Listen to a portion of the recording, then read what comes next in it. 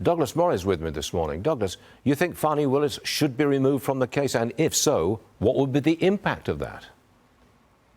Well, the impact is something we already see, Stuart, which is the extraordinary politicization of American justice these days. There's something deeply concerning about this, whichever side of the aisle people are on, that increasingly we see justice not as blind, the blindfold over, but intensely political. Everything in the justice system, from the Supreme Court down, is now seen, understandably, by the American people as effectively politics by other means. And this, of course, has an incredibly eroding effect on public trust in the judiciary and the judicial process, in the idea of blind justice.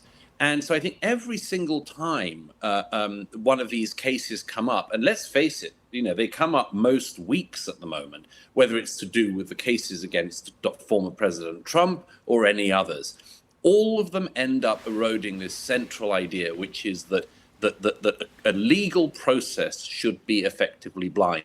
And more people see it otherwise. Yeah, I think they do. Douglas, you have a new op-ed. I'm quoting now. Shameful Biden tries to reward Hamas terror with a Palestinian state. Okay, Douglas, you used the word shameful to describe our president. That's a very strong word. Make your case.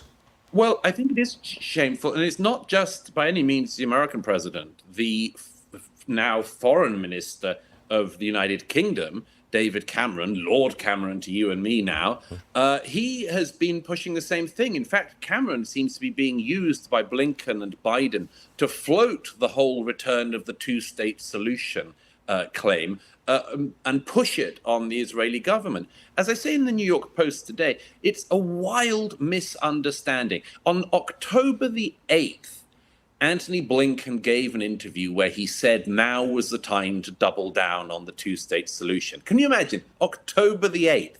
It's like on September the 12th, 2001, one of America's allies saying, well, in the aftermath of 9/11, it just shows that, America really should give al-Qaeda a state. I mean, this isn't how you treat an ally.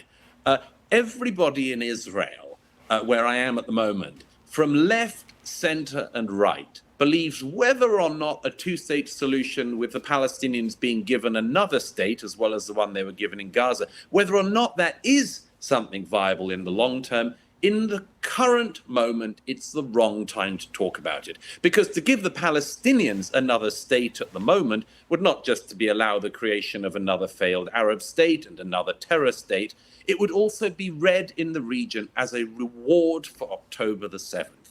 In other words, do a massive massacre, the biggest massacre in Israeli history against the citizens of Israel, and you'll get another state. And that state, you can be sure as anything, as I say in the op-ed, will be just what Gaza was.